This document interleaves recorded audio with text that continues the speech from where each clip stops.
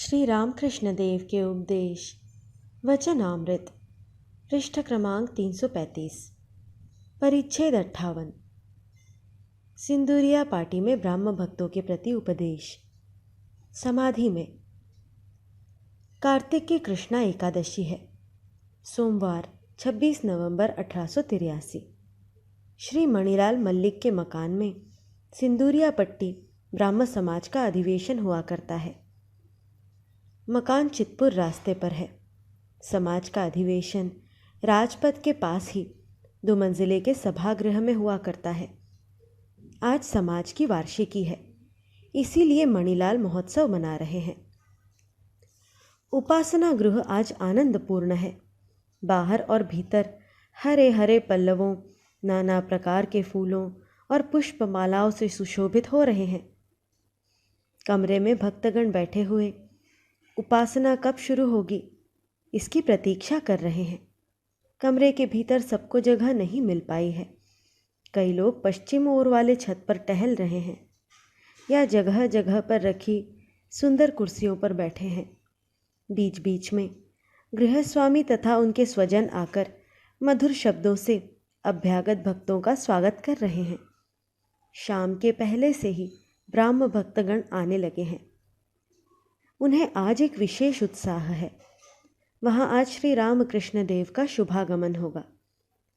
केशव, विजय, शिवनाथ आदि ब्राह्म समाज के भक्त नेताओं को श्री रामकृष्ण देव बहुत प्यार करते थे।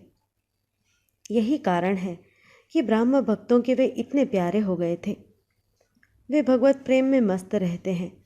उनका प्रेम, उनका प्रांजल विश्वास, ईश्वर के साथ बालक की तरह उनकी बातचीत, ईश्वर के लिए उनका व्याकुल होकर रोना, माता मानकर स्त्री जाति की पूजा, उनका विषय प्रसंग वर्जन, तैल धारावत सदा ही ईश्वर प्रसंग करते रहना, उनका सर्वधर्म समन्वय और अन्य धर्मों के प्रति लेश मात्र भी द्वेष भाव का न रहना, भगवत भक्तों के लिए उनका रोना, इन सब कारणों से ब्राह्म भक्तों का चित्त उनकी ओर आकर्षित हो चुका था। इसीलिए आज कितने ही भक्त बहुत दूर से उनके दर्शन के लिए आए हुए हैं। उपासना के पूर्व श्री रामकृष्ण विजय कृष्ण गोस्वामी और दूसरे ब्राह्म भक्तों के साथ प्रसन्नतापूर्वक वार्तालाप कर रहे हैं। समाज गृह में दीप जल चुका है। अब शीघ्र ही उपासना शुरू होगी। श्री रामकृष्ण बोले, क्यों जी, क्या शिवनाथ ना आएगा? एक ब्राह्म भक्त ने कहा, जी नहीं, आज उनको कई काम हैं, आ न सकेंगे।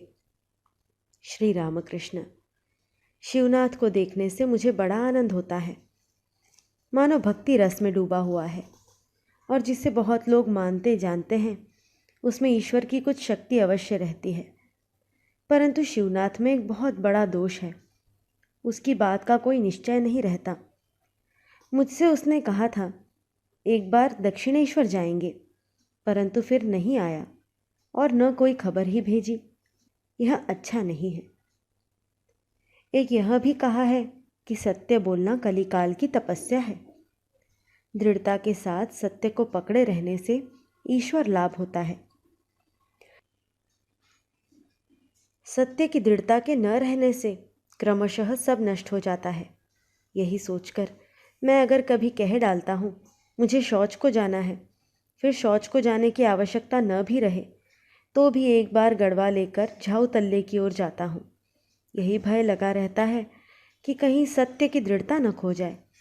इस अवस्था के बाद हाथ में फूल लेकर माँ से मैंने कहा था, माँ, यहाँ लो तुम अपना ज्ञान, यहाँ लो अपना अज्ञान, मुझे शुद्धा भक्ति दो माँ। यहाँ लो अपना भला, यहाँ लो अपना बुरा, मुझे शुद्धा भक्ति दो माँ। यहाँ लो अपना पुण्य, यहाँ लो अपना पाप, मुझे शुद्धा भक्ति दो। जब यह सब मैंने कहा था तब यह बात नहीं कह सका कि माँ, यहाँ लो अपना सत्य, यहाँ लो अपना असत्य। माँ को सब कुछ तो दे सका, परंतु सत्य न दे सका। ब्राह्म समाज की पद्धति के अनुसार उपासना होने लगी। आचार्य जी वेदी पर बैठ गए। उद्बोधन मंत्र के बाद आचार्य जी परब्रह्म को लक्ष्य करके वेदोक्त महामंत्रों का उच्चारण करने लगे। ब्राह्म भक्तगण स्वर मिलाकर प्राचीन आचार्य ऋषियों के मुख से निकले हुए उनकी पवित्र रचनाओं द्वारा उच्चारित नामों का कीर्तन करने लगे। कहने लगे, सत्यम ज्ञानमनंतम ब्रह्म आनंद रूपम अमृतम यद विभाति शांतम शिवम अद्वैतम शुद्धम अपाप विद्धम। प्रणव संयुक्त यह ध्वनि भक्तों के हृदयाकाश में प्रतिध्वनित होने लगी। अनेकों के अंतस्थल में वासना का निर्वाण सा हो गया। चित्त बहुत कुछ स्थिर और ध्यानोन्मुख होने लगा। सबकी आंखें मुंदी हुई हैं। थोड़ी देर के लिए सब कोई वेदोक्त सगुण ब्रह्म का चिंतन करने लगे। श्री रामकृष्ण भावमग्न है, निस्पंद, स्थिर दृष्टि, निर्वाक, चित्रपुत्तलिका की तरह बैठे हुए हैं। आत्मा पक्षी न जाने कहाँ आनंदपूर्वक विहार कर रहा है। शरीर शून्य मंदिर सा पड़ा हुआ है। समाधि के कुछ समय बाद श्री रामकृष्ण देव आंखें खोलकर चारों ओर देख रहे हैं। देखा, सभा के सभी मनुष्य आंखें बंद किए हुए हैं। तब श्री रामकृष्ण देव ब्रह्म ब्रह्म कहकर एकाएक खड़े हो गए। उपासना के बाद ब्राह्म भक्त मंडली मृदंग और करताल लेकर संकीर्तन करने लगी। प्रेम और आनंद में मग्न होकर श्री रामकृष्ण भी उनके साथ मिल गए और नृत्य करने लगे। सब लोग मुग्ध होकर वह नृत्य देख रहे हैं। विजय और दूसरे भक्त भी उन्हें घेर कर नाच रहे हैं। कितने लोग तो यह दृश्य देखकर ही कीर्तन का आनंद लेते हुए संसार को भूल गए। नामामृत पीकर थोड़ी देर के लिए विषय का आनंद भूल गए। विषय सुख का स्वाद कटु जान पड़ने लगा। कीर्तन हो जाने पर सबने आसन ग्रहण किया। श्री रामकृष्ण क्या कहते हैं यह सुनने के लिए सब लोग उन्हें घेर कर बैठे। ब्राह्म भक्त मंडली को संबोधित करके श्री रामकृष्ण ने कहा, निर्लिप्त होकर संसार में रहना कठिन है। प्रताप ने कहा था, महाराज, हमारा वह मत है जो राजर्षि जनक का था। जनक निर्लिप्त होकर संसार में रहते थे, वैसा ही हम लोग भी करेंगे। मैंने कहा, सोचने ही से क्या कोई जनक हो सकता है? राजर्षि जनक को कितनी तपस्या करने के बाद ज्ञान लाभ हुआ था। नतमस्तक और ऊर्ध्वपद होकर उग्र तपस्या में कितना काल व्यतीत करने के बाद वे संसार में लौटे थे। परंतु क्या संसारियों के लिए उपाय नहीं है? हाँ, अवश्य है। कुछ दिन एकांत में साधना करनी पड़ती है, तब भक्ति होती है, तब ज्ञान होता है। इसके बाद जाकर संसार में रहो, फिर कोई दोष नहीं। जब निर्जन में साधना करोगे उस समय संसार से बिल्कुल अलग रहो। तब स्त्री, पुत्र, कन्या, माता, पिता, भाई, बहन, आत्मीय, कुटुंब कोई भी पास न रहे। निर्जन में साधना करते समय सोचो, हमारे कोई नहीं है, ईश्वर ही हमारे सर्वस्व हैं। और रो रो कर उनके पास ज्ञान और भक्ति की प्रार्थना करो। यदि कहो कितने दिन संसार छोड़कर निर्जन में रहें, तो इसके लिए यदि एक दिन भी इस तरह रह सको तो वह अच्छा। 3 दिन रहो तो और अच्छा है, अथवा 12 दिन, महीने भर, 3 महीने, साल भर, जो जितने दिन रह सके। ज्ञान भक्ति प्राप्त करके संसार में रहने से फिर अधिक भय नहीं रहता। हाथों में तेल लगाकर कटहल काटने से फिर हाथों में उसका दूध नहीं चिपकता। छुई छुओवल खेलो तो पार छू लेने से फिर डर नहीं रहता। एक बार पारस पत्थर को छूकर सोना बन जाओ, फिर 1000 वर्ष तक मिट्टी के नीचे गड़े रहने पर भी जब मिट्टी से निकाले जाओगे तो सोना का सोना ही रहोगे। मन दूध की तरह है। उस मन को अगर संसार रूपी जल में रखो तो दूध पानी से मिल जाएगा। इसीलिए दूध को निर्जन में दही बनाकर उससे मक्खन निकालना चाहिए। जब निर्जन में साधना करके मन रूपी दूध से ज्ञान भक्ति रूपी मक्खन निकाला गया, तब वह मक्खन अनायास ही संसार रूपी पानी में रखा जा सकता है। वह मक्खन कभी संसार रूपी जल से मिल नहीं सकता। संसार जल पर निर्लिप्त होकर उतराता रहता है। श्रीयुत विजय कृष्ण गोस्वामी की निर्जन में साधना। श्रीयुत विजय अभी अभी गया से लौटे हैं। वहाँ बहुत दिनों तक निर्जन में रहकर वे साधुओं से मिलते रहते थे। इस समय उन्होंने भगवा धारण कर लिया है। उनकी अवस्था बड़ी ही सुंदर है। जान पड़ता है सदा ही अंतर्मुख रहते हैं। श्री रामकृष्ण देव के पास सिर झुकाए हुए हैं, जैसे मग्न होकर कुछ सोचते हों। विजय को देखते ही श्री रामकृष्ण देव ने कहा, विजय, क्या तुमने घर ढूंढ लिया? देखो, दो साधु विचरण करते हुए एक शहर में आ पहुँचे। आश्चर्यचकित होकर उनमें से एक शहर, बाजार, दुकानें और इमारतें देख रहा था। इसी समय दूसरे से उसकी भेंट हो गई। तब दूसरे साधु ने कहा, तुम दंग होकर शहर देख रहे हो, तुम्हारा डेरा डंडा कहाँ है? पहले साधु ने कहा, मैं पहले घर की खोज करके डेरा डंडा रख ताला लगाकर निश्चिंत होकर निकला हूँ। अब शहर का रंग ढंग देख रहा हूँ, इसीलिए तुमसे मैं पूछ रहा हूँ, क्या तुमने घर ढूंढ लिया? मास्टर आदि से। देखो, इतने दिनों तक विजय का फव्वारा दबा हुआ था, अब खुल गया है। विजय से। देखो, शिवनाथ बड़ी उलझन में है। अखबार में लिखना पड़ता है और भी बहुत से काम उसे करने पड़ते हैं। विषय कर्म से ही अशांति होती है। कितनी चिंताएं इकट्ठी होती हैं। श्रीमद् भागवत में है, अवधूत ने 24 गुरुओं में चील को भी एक गुरु बनाया था। एक जगह धीवर मछली मार रहे थे। एक चील झपट कर एक मछली ले गई, परंतु मछली को देखकर करीब 1000 कौवे उसके पीछे लग गए और साथ ही काँव काँव करके बड़ा हल्ला मचाना शुरू कर दिया। मछली को लेकर चील जिस तरफ जाती, कौवे भी उसके पीछे पीछे उसी तरफ जाते। चील दक्षिण की ओर गई, तब कौवे भी उसी ओर उसके पीछे पीछे गए। जब वह उत्तर की तरफ गई तो वे भी उसी ओर गए। इसी तरह पूर्व और पश्चिम की ओर भी चील चक्कर काटने लगी। अंत में घबराहट के मारे उसके चक्कर लगाते हुए मछली उससे छूटकर जमीन पर गिर पड़ी। तब वे कौवे चील को छोड़ मछली की ओर उड़े। चील तब निश्चिंत होकर एक पेड़ की डाल पर जा बैठी। बैठी हुई सोचने लगी, कुल बखेड़े की जड़ यहाँ मछली थी। अब वह मेरे पास नहीं है, इसीलिए मैं निश्चिंत हूँ। अवधूत ने चील से यह शिक्षा प्राप्त की कि जब तक मछली साथ रहेगी, अर्थात वासना रहेगी, तब तक कर्म भी रहेगा और कर्म के कारण चिंता और अशांति भी रहेगी। वासना का त्याग होने से ही कर्मों का क्षय हो जाता है और शांति मिलती है। परंतु निष्काम कर्म अच्छा है, उससे अशांति नहीं होती। पर निष्काम कर्म करना बड़ा कठिन है। मनुष्य सोचता है कि मैं निष्काम कर्म कर रहा हूँ, परंतु कहाँ से कामना निकल पड़ती है यह समझ में नहीं आता। यदि पहले की साधना अधिक हो तो उसके बल से कोई कोई निष्काम कर्म कर सकते हैं। ईश्वर दर्शन के बाद निष्काम कर्म अनायास ही किए जा सकते हैं। ईश्वर दर्शन के बाद प्रायः कर्म छूट जाते हैं। दो एक मनुष्य अर्थात नारद आदि लोक शिक्षा के लिए कर्म करते हैं। अवधूत की एक आचार्य और थी, मधुमक्खी। मधुमक्खी बड़े परिश्रम से कितने ही दिनों में मधु संचय करती है, परंतु उस मधु का भोग वह स्वयं नहीं कर पाती। छत्ता कोई दूसरा ही आकर तोड़ ले जाता है।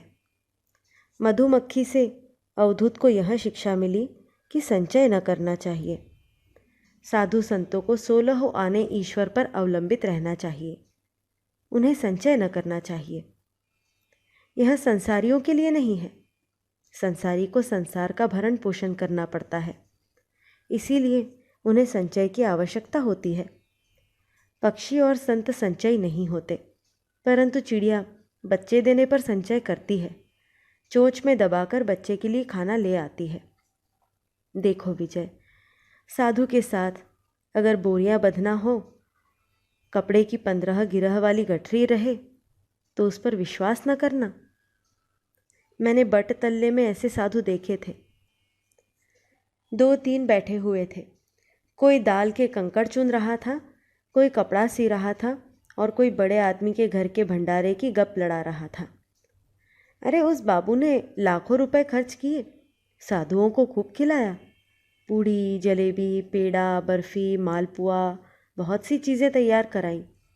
सब हंसते हैं। विजय: जी हाँ, गया में इस तरह के साधु मुझे भी देखने को मिले हैं। गया के साधु लोटा वाले होते हैं। सब हंसते हैं। श्री रामकृष्ण विजय के प्रति: ईश्वर पर जब प्रेम हो जाता है तब कर्म आप ही आप छूट जाते हैं। ईश्वर जिनसे कर्म कराते हैं वे करते रहे। अब तुम्हारा समय हो गया है। अब सब छोड़कर तुम कहो, मन तू देख और मैं देखूं, कोई दूसरा न देखे। यह कहकर श्री रामकृष्ण उस अतुलनीय कंठ से माधुरी बरसाते हुए गाने लगे। भावार्थ: आदरणीय श्यामा माँ को यत्नपूर्वक हृदय में धारण करो। मन तू देख और मैं देखूं, कोई दूसरा न देखने पाए। काम आदि को धोखा देकर मन आ निर्जन में उसे देखें। साथ रसना को भी रखेंगे ताकि वह माँ माँ कहकर पुकारती रहे। कुमंत्रणाएं देने वाली जितनी कुरुचियां हैं उन्हें पास भी न फटकने देना। ज्ञान नयन को पहरेदार रखो, वह सतर्क रहे। श्री रामकृष्ण विजय के प्रति: भगवान की शरण में जाकर अब लज्जा भय यह सब छोड़ो। मैं अगर भगवत कीर्तन में नाचूं तो लोग मुझे क्या कहेंगे, यह सब भाव छोड़ो।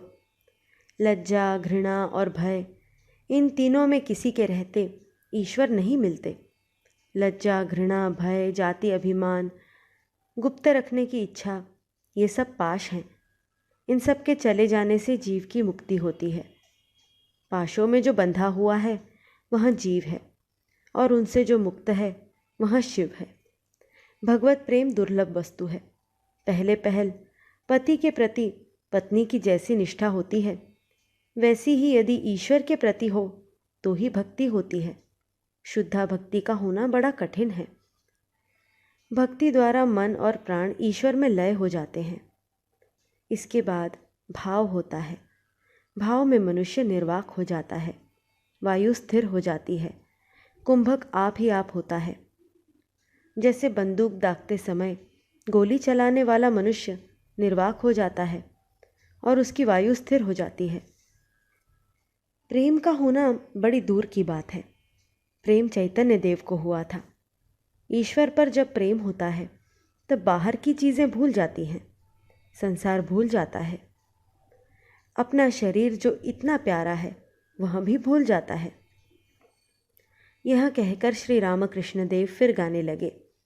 भावार्थ: नहीं मालूम कब वह दिन होगा जब हरिनाम कहते हुए मेरी आंखों से धारा बह चलेगी, संसार वासना दूर हो जाएगी, शरीर पुलकित हो जाएगा। ऐसी बातचीत हो रही है। ठीक इस समय कुछ और निमंत्रित ब्राह्म भक्त आकर उपस्थित हुए। उनमें कुछ तो पंडित थे और कुछ उच्च पदाधिकारी राज कर्मचारी। उनमें एक श्री रजनीनाथ राय भी थे। श्री रामकृष्ण कहते हैं, भाव के होने पर वायु स्थिर हो जाती है। अर्जुन ने जब लक्ष्य भेद किया तब उनकी दृष्टि मछली की आँख पर ही थी, किसी दूसरी ओर नहीं। यहाँ तक कि आँख के सिवाय कोई दूसरा अंग उन्हें दिख नहीं पड़ता था। ऐसी अवस्था में वायु स्थिर होती है, कुंभक होता है। ईश्वर दर्शन का एक लक्षण यह है कि भीतर से महावायु घरघराती हुई सिर की ओर जाती है, तब समाधि होती है, भगवान के दर्शन होते हैं। जो पंडित मात्र है किंतु ईश्वर पर जिनकी भक्ति नहीं है, उनकी बातें उलझनदार होती हैं। सामाध्यायी नाम के एक पंडित ने कहा था, ईश्वर निरस है, तुम लोग अपनी भक्ति और प्रेम के द्वारा उसे सरस कर लो।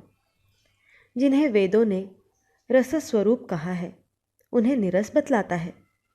इससे ज्ञात होता है कि वह मनुष्य नहीं जानता ईश्वर कौन सी वस्तु है, इसीलिए उसकी बातें इतनी उलझनदार हैं। एक ने कहा था, मेरे मामा के यहाँ घोड़ों की एक बड़ी गौशाला है। उसकी इस बात से समझना चाहिए कि घोड़ा एक भी नहीं है, क्योंकि घोड़े कभी गौशाला में नहीं रहते। सब हंसते हैं। किसी को ऐश्वर्य का, वैभव, सम्मान, पद आदि का अहंकार होता है। यह सब 2 दिन के लिए है, साथ कुछ भी न जाएगा। एक गीत में है। गीत का आशय: ऐ मन, सोच ले, कोई किसी का नहीं है। तू इस संसार में वृथा ही मारा मारा फिरता है। माया जाल में फंसकर दक्षिणा काली को भूल न जाना। जिसके लिए तू इतना सोचता है, क्या वह तेरे साथ भी जाएगा? तेरी वही प्रेयसी जब तू मर जाएगा तब तेरी लाश से अमंगल की शंका करके घर में पानी का छिड़काव करेगी। यह सोचना कि मुझे लोग मालिक जो कहते हैं वह सिर्फ 2 ही दिन के लिए है। जब काला काल के मालिक आ जाते हैं तब पहले के वही मालिक श्मशान घाट में फेंक दिए जाते हैं। और धन का अहंकार भी न करना चाहिए। अगर कहो मैं धनी हूँ तो धनी भी एक एक से बढ़कर है। संध्या के बाद जब जुगनू उड़ता है तब वह सोचता है, इस संसार को प्रकाश मैं दे रहा हूँ। परंतु तारे ज्यों ही उगते हैं कि उसका अहंकार चला जाता है। तब तारे सोचने लगे, हम ही लोग संसार को प्रकाश देते हैं। कुछ देर बाद चंद्रोदय हुआ। तब तारे लज्जा से म्लान हो गए। चंद्रदेव सोचने लगे, मेरे ही आलोक से संसार हंस रहा है। संसार को प्रकाश मैं देता हूँ। देखते ही देखते सूर्य उगे। चंद्र मलिन होकर ऐसे छिपे कि फिर दिख भी न पड़े। मनुष्य अगर यह सब सोचे तो धन का अहंकार न हो। उत्सव के कारण मणिलाल ने खान पान का बहुत बड़ा आयोजन किया था। उन्होंने यत्नपूर्वक श्री रामकृष्ण और समवेत भक्त मंडली को भोजन कराया।